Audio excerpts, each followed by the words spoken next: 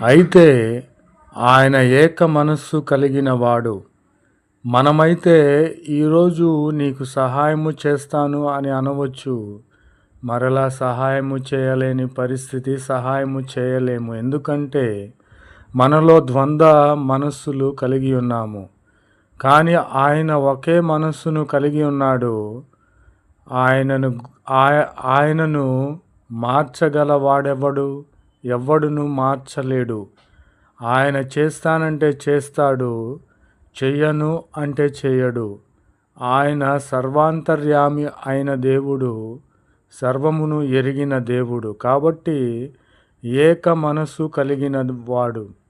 ప్రభునామమునకు స్తోత్రములు కలుగునుగాక. కాబట్టి నేను అంధకారము నన్ను కమ్మియుండినను